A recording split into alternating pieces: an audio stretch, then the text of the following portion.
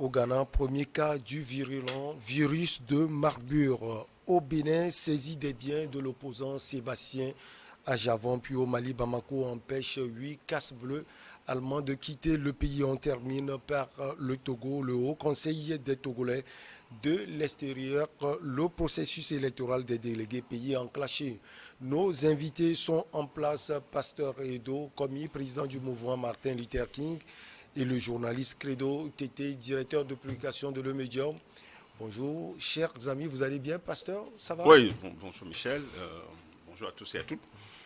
Vous savez, on est encore réveillé ce matin avec les prix des produits pétroliers à la hausse, donc une troisième en quelques mois, même si cela pourrait se justifier par l'augmentation des prix de baril à l'international. Je crois qu'il y a le contexte national aussi qui est très important et dont il faut en tenir compte. Donc aujourd'hui, les Togolais, nous avons de sérieux problèmes. La vie est chère. Et au fur et à mesure que les prix de produits connaissent d'augmentation, alors ça affecte tous les domaines. Le transport, les denrées et partout. Alors qu'il n'y a pas de mesures d'accompagnement. Les salaires sont au point mort, sont statiques. Le SMIC est là. Il n'y a pas d'effort pour pouvoir reviser le SMIC. Donc je crois quand même que ça va être très dur. C'était dur, ça va être encore davantage dur pour les Togolais. Et décidément, ça ne peut plus être vécu la vie actuellement. Donc chacun pour soi maintenant, c'est très difficile. Donc malgré la subvention, nous on ne sait pas comment ça se fait la subvention. Ce n'est pas ce qui importe. On a beau écrire, on a beau lister les choses, dire que bon, avec la subvention, ça doit coûter ceci. Mais nous, ça ne nous concerne pas. Les Togolais, ça ne les concerne pas. C'est-à-dire, les Togolais ne veulent pas voir. Pour eux, quel est le prix? C'est de 625 à 700. Ce qui veut dire qu'une augmentation de 75 francs. Et antérieurement, c'est 80 francs. Donc aujourd'hui, tous les domaines sont affectés. Et personne ne saurait expliquer ce qui se passe. Si au sommet de l'État, la vie, aujourd'hui, peut-être que moi, je peux quand même me déplacer. Parce qu'en tant que maire, je peux me déplacer. Mais pour les concitoyens, comment est-ce que ça va se passer? Donc voilà un peu la situation.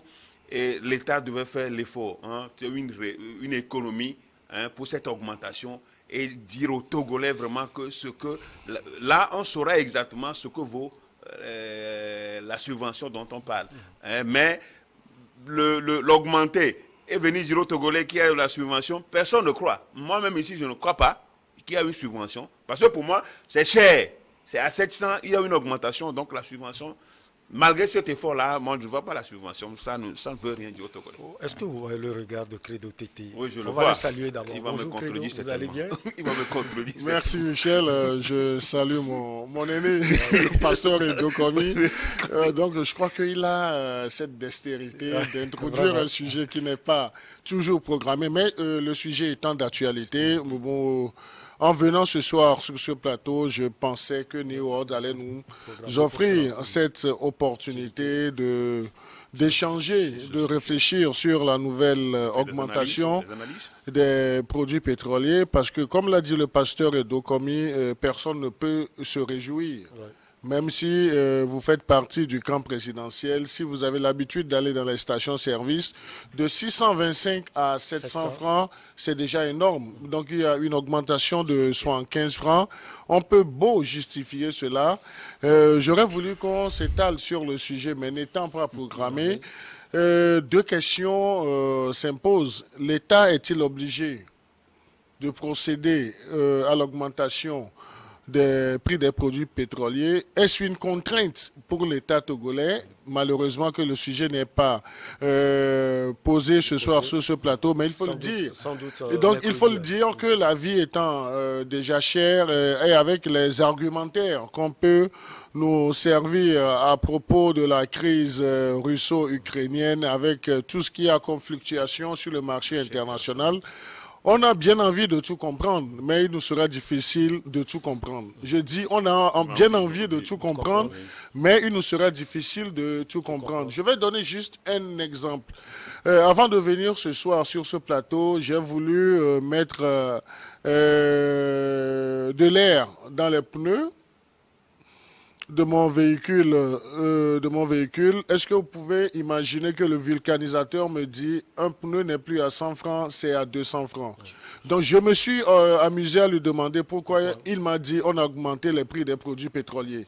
Donc là, le pneu, l'augmentation de l'air de 100 francs dans un pneu est passée à 200 francs. Donc on se demande.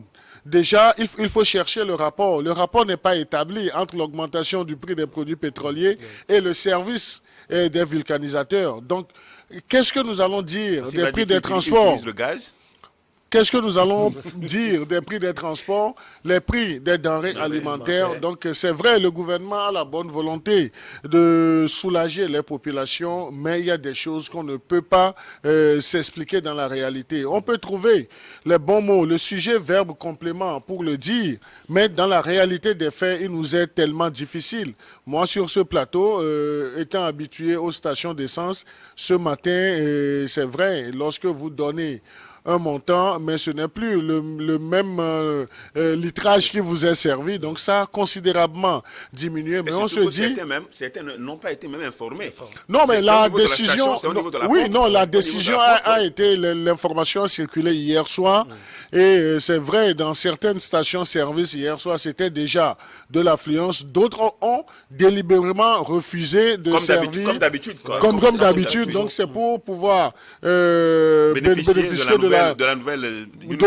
du nouveau tarif. Donc ça, parce que c'est avec les anciens stocks qu'ils vont vendre, donc ils vont faire assez de marge de manœuvre. Mais il faut que le gouvernement communique mieux. C'est vrai, il y a eu un exercice de communication digitale depuis hier soir où on nous a dit les subventions, le montant de subventions, que ça soit sur le super sans-plomb, le pétrole lampant, que le gasoil, mais il faudrait aller beaucoup plus dans la pédagogie et dire aux gens comment les choses se passent. Donc c'est là où je voudrais engager le ministère du Commerce, Monsieur Adedje, pour qu'il puisse être beaucoup plus proche des populations et également... Avec la structure des prix. Oui, avec la structure des prix. Donc avec la structure des prix. C'est vrai, lorsqu'on a assisté à la deuxième augmentation, ils ont fait une conférence de presse dans l'enceinte du ministère de la Communication. Mais moi, je crois qu'il y a des mesures qui ont été annoncées, mais je me dis, donc il faut beaucoup plus de mesures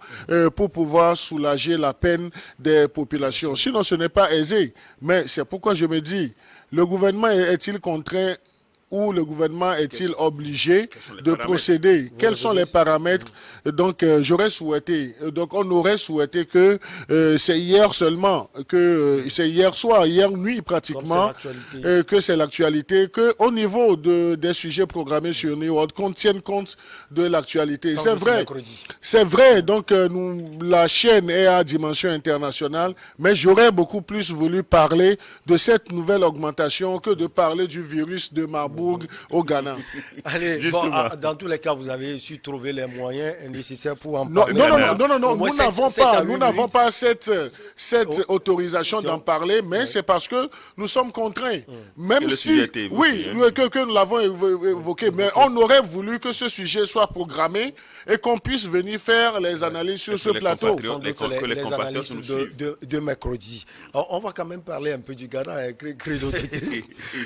Le Ghana est en état d'alerte après la découverte. C'était en juin, ce mois donc, de 2 cas suspects de virus Marburg, une fièvre hémorragique presque aussi mortelle qu'Ebola.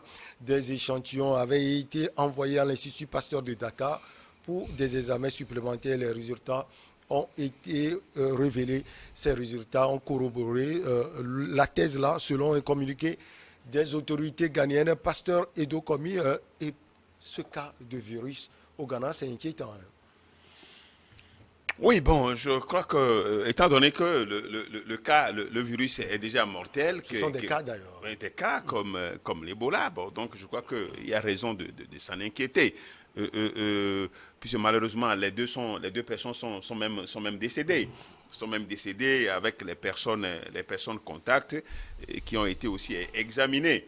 Donc, cette fièvre hémorragique a commencé par la Guinée. Hein, je crois La Guinée-Conakry. La Guinée-Conakry était le premier pays dans lequel ce cas a été détecté. Aujourd'hui, c'est le Ghana. En dehors de l'Afrique de l'Ouest, il y a encore d'autres pays. Bon, donc je crois quand même qu'au Ghana, déjà, des mesures sont prises pour pouvoir circonscrire le mal et faire de telle sorte que ça ne se propage. Donc, c'est une bonne chose. Et souvent, la question qui revient, c'est ces virus qui surgissent de manière ostentatoire dans nos pays d'Afrique. Et souvent, finalement, on se rend à l'évidence que la source, souvent, c'est les Occidentaux. Mais à l'origine, je crois que c'est les chauves-souris. Les chauves-souris, à l'origine, c'est les chauves-souris à propos de ce virus. Donc ça vient d'ici. Donc on voit bien sûr, bon, là avec la chauve-souris, je crois que c'est nous, et surtout, étant donné que dans nos pays, ça manque d'hygiène, il y a beaucoup, nous n'avons pas la propriété, je crois des fois même, on ne s'en rend pas compte, et c'est ça qui est à la source de ces maladies-là.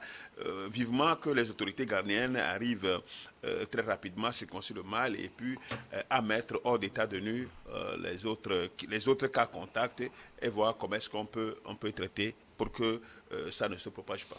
Credo, on dit souvent que les symptômes sont la fièvre, les courbatures, la diarrhée et quelquefois le sang dans les selles. Oui, donc je crois que c'est pratiquement identique aux manifestations du virus Ebola. Il faut le dire que le premier cas a été trouvé dans cette ville allemande Marburg dans les années 1967.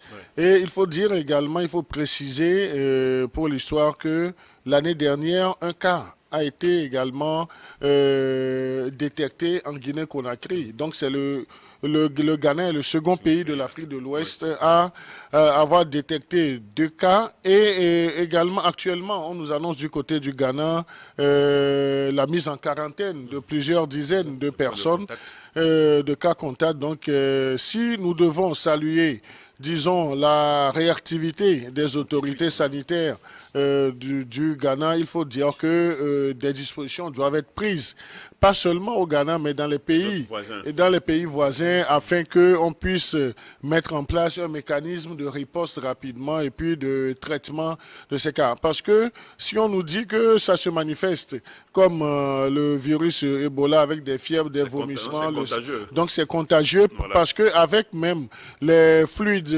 corporels, on peut transmettre ce virus de Marburg. Donc c'est que les dispositions idoines doivent être prises. L'OMS a fait une sortie pour féliciter les autorités ghanéennes parce que les autorités ghanéennes ont pris le taureau par les cornes, mais maintenant avec le flux migratoire, donc il faut s'inquiéter au niveau de nos frontières, il faut s'inquiéter au niveau de l'espace CEDEAO. Donc ce n'est plus l'affaire des autorités sanitaires du Ghana. Le Togo, c'est à quelques kilomètres du Ghana, le centre ville. Donc, il va falloir que, au niveau du Togo, le ministère de la Santé prenne également les dispositions parce qu'on n'a pas encore fini avec la COVID-19. Donc, il ne faudrait pas qu'on en rajoute. Je sais que vous n'êtes pas spécialiste de la santé, mais Credo Tété parlait des dispositions à prendre au niveau du Togo. Lesquelles, selon vous? Non, je suis d'accord avec lui parce que le fait que le virus est contagieux, donc avec les flux migratoires, avec nos frontières, d'abord non seulement les frontières sont poreuses, on peut aller au Ghana et revenir, donc le Ghana est très attaché, très proche de nous.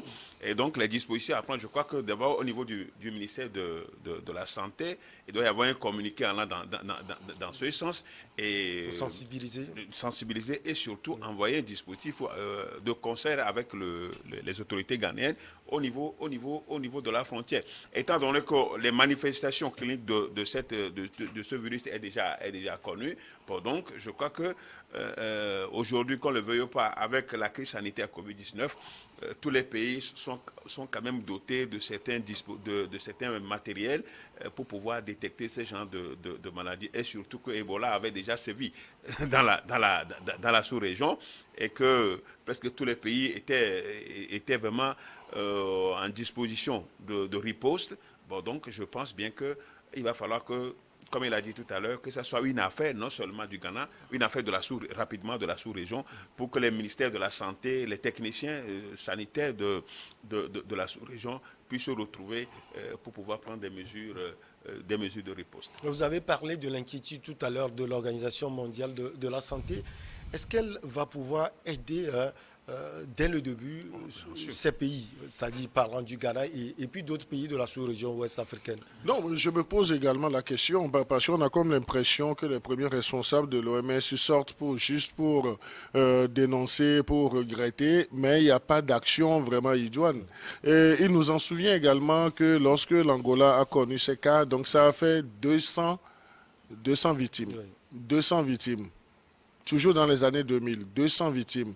Quelles ont été les réactions de l'OMS? Donc, c'était vraiment une passivité. Donc, moi, j'aurais souhaité que l'OMS soit beaucoup plus active et cherche à trouver les solutions idoines avec les États membres. Une chose est de se rendre compte, de féliciter l'État pour sa promptitude, mais il faut également mettre les moyens au niveau des États afin que la lutte soit réellement faite. Donc, on doit quitter les bureaux de l'OMS, on doit quitter, disons, la communication stratégique, mais aller sur le terrain, aider les États afin que l'information soit accessible à toutes les couches et que les dispositions soient prises. Donc là, vous avez posé la question tout de suite au pasteur Edokomi.